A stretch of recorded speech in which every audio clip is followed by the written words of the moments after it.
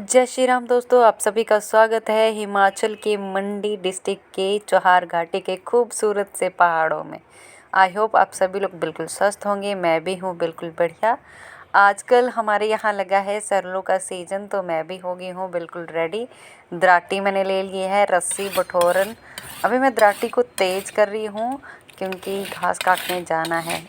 जिस पत्थर पे मैं दराटी रगड़ के तेज़ कर रही हूँ उस पत्थर को पहाड़ी में पल्ली बोला जाता है। मेरी दराटी अब तेज़ हो गई है। अभी मैं चल पड़ी हूँ घास के लिए। मम्मी पहले ही चले गए थे और मैं अभी जा रही हूँ। मम्मी पहले से ही पहुँच गए हैं घास काटने के लिए और मम्मी ने बहुत ज़्यादा घास काट लिया है और मैं भी लग जाती हूँ अपने काम में। हम लोग घास काटने आए हैं अपने अखरोट के बगीचे के पास। मम्मी पहले से ही अपने काम पे लग पड़ी है। जादू।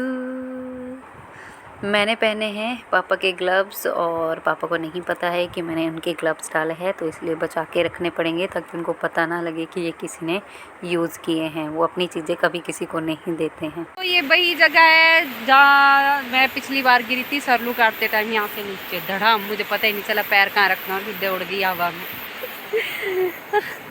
और दूसरी बार जब आई दूसरे दिन आए तो मुझे यहाँ तरमोड़ियों ने काट लिया था। इस बार भी मुझे डर लग रहा है। इतना अच्छा तो मुझे घास काटना आता नहीं, ट्राई ज़रूर करती हूँ हर साल। मम्मी ने घास का एक और पूला बांध लिया है और मैं अभी भी इधर से उधर ही घूम रही हूँ। कभी अखरोट देख रही हूँ, कभी कुछ कर रही हूँ। मैं भी लग जाती हूँ अपने काम में। ये बारन है जो बुक्के के लिए बिकती है। इसका पौधा मैं आप लोगों को बताती हूँ कि कैसा होता है। इस तरह से होता है इसका पौधा। पिछली वीडियो में मैंने जो बारन बताई थी वो इसी का एक टाइप होता है। मैं भी लग पड़ी हूँ अपने काम में।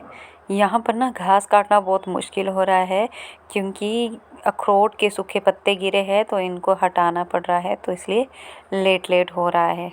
पहाड़ों में लोगों की ज़िंदगी में रेस्ट नाम की कोई चीज़ नहीं होती है और उन्हें आदत भी नहीं होती है, इसलिए सुबह से शाम वो काम ही करते रहते हैं। थोड़ी देर रेस्ट कर रहे हैं। पसीने से बुरा हाल हो गया भाई मेरा, तो गर्मी लग रही। पौधे में लगे हैं अखरोट बहुत सारे। जब तक मैं रेस्ट कर रही हूँ तब तक मैं आप लोगों को बताती हूँ मेरे अखरोट के बगीचे में कितने अखरोट लगे हैं। अखरोट के साथ साथ यहाँ हमने मैरी पूजा और अनार के भी पौधे लगाए हैं और साथ में देवदार के भी। छोटे से पौधे में बहुत सारे अखरोट लगे हुए हैं। नीचे से ना दिखाई नहीं दे रहे थे, वो ऊपर आके देखो दो दो के जोड़े में लगे हुए कितने दिखाई दे रहे हैं। पास से बताती हूँ मैं तोड़ के आप लोगों को। अखरोट। मौसम भी इतना अच्छा हो गया है, अभी धूप खिल रही थी और अभी बादल हो गए हैं। अभी हमने घास काट लिया है तो अभी मैं रस्सी ले रही हूँ। रस्सी में सारे पूलों को रखूँगी और अपना ब्रोटू भरूँगी। पहाड़ों में रस्सी में जो पूले बांधते हैं इनको हम बोलते हैं ब्रोटू भरना, क्योंकि पहाड़ों में ना सभी जगह पे पीठ में ही उठाया जाता है घास। अभी मैं आप लोगों को बताऊंगी कि एक एक करके कैसे पूले डाल रही हूँ और कैसे मैं रस्सी को बांधूंगी और कैसे उठाऊंगी। मेरा ब्रोटू भर के तैयार हो चुका है। अभी मैं रस्सियों को टाइट खींचूंगी ताकि ये पूले इधर उधर ना खिसके, और साथ में मैं ये जो बोरी का बना हुआ बठोरन ले रही हूँ ताकि मुझे कुछ भी ना चुभे। ये हाथों से बनाया जाता है, सीमेंट की जो खाली बोरियाँ होती है उनसे। पेट में लेने के बाद रस्सी को बिल्कुल टाइटली खींचना है और दोनों रस्सियों के बीच में से डालना है ताकि खुले ना। अभी मैं अपना ब्रोटू लेके चल पड़ी हूँ घर और मम्मी आएंगे बाद में। थोड़ी देर रेस्ट करने के बाद अभी मैं पहुँच गई हूँ घर। जहाँ पर हम घास रखते हैं उसे हम लोग बोलते हैं भाड़। अभी मैं इसको यहाँ पर रखूँगी क्योंकि अभी शाम का वक्त है तो अभी सूखने नहीं डाल सकते और कल सुबह डालूँगी। भाड़ के साथ में ही हमने खीरे लगाई है, तो जाते जाते चेक करूँगी कि सैलेड के लिए कुछ खीरे होगी। तो गांव की सबसे अच्छी बात ये होती है कि गांव में फुली ऑर्गेनिक और फ्रेशली चीज़ें अवेलेबल हो जाती है। चलते हैं घर की तरफ और जाते जाते कांची से पूछते हैं। कांची क्या बना रही? कांची कर रही है अपनी मम्मी की हेल्प लिंगड़ी संवारने में। चलिए नेक्स्ट स्टेप आपको बताते हैं कि किस तरह से हरे घास को धूप में सुखाया जाता है। जिस तरह से ये नानी एक एक पुलों को खोल के धूप में डाल रही है, ठीक वैसे ही सभी लोग धूप में सूखने के लिए डालते हैं। अभी घास बिल्कुल कच्चा है क्योंकि स्टार्टिंग टाइम में घास इतना पक्का नहीं हुआ होता है, तो इनको अच्छे से धूप लगानी पड़ती है ताकि घास में किसी भी तरह का फंगस ना लगे।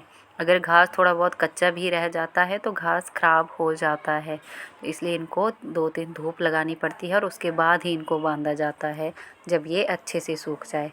वे मैं भी लग पड़ी हूँ अपने काम में और एक एक करके सारे पुल्ले खोल के धूप में डालूँगी ताकि अच्छे से सूख जाए। फिर 2-3 घंटे बाद इन्हें पलटा जाएगा ताकि दूसरी तरफ भी अच्छे से धूप लग जाए।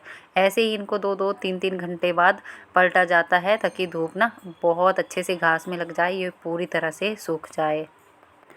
घास को सुखाने की जो प्रोसेस रहती है वो सितंबर, अक्टूबर और 1 नवंबर तक रहती है।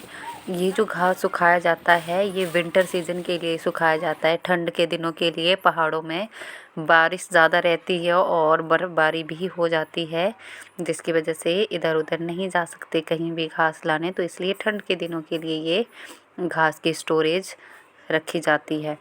2-3 दिन पहले जो घास सूखने के लिए डाला था काट के, वो अभी सूख चुका है, तो उनके पूले बांधना स्टार्ट हो चुके हैं। इनके पूले बांध के इन्हें फिर से 2-3 धूप लगाई जाएगी ताकि किसी भी तरह का मॉइस्चर पूलों के बीच में ना रहे। मॉइस्चर रहने से ये होता है कि इनमें वाइट फंगस लग जाता है, जिन्हें हम पहाड़ी में बोलते हैं भूफ लगना, तो इन पूलों में भूफ ना लगे। वाइट फंगस से बचाने के लिए इन्हें अच्छे से धूप में सुखाया जाता है और सुखाने के बाद इन्हें एक जगह स्टोर किया जाएगा ताकि ये मॉइस्चर ना पकड़े और बारिश से भी बचे रहे। इनकी जो स्टोरेज होती है, ऐसे तो मोस्टली 3-4 महीने ही लोग करते हैं, लेकिन कुछ लोग साल भर इनकी स्टोरेज करते हैं और कुछ लोग 2 साल के लिए भी छोड़ देते हैं। नेक्स्ट जो स्टोरेज की प्रोसेस होती है वो मैं आपको बताऊंगी इसके पार्ट 2 में। पार्ट 2 को देखना ना भूलें। तब तक के लिए मेरे साथ बने रहिए। मेरे चैनल को लाइक, शेयर, सब्सक्राइब और कमेंट करना ना भूलें।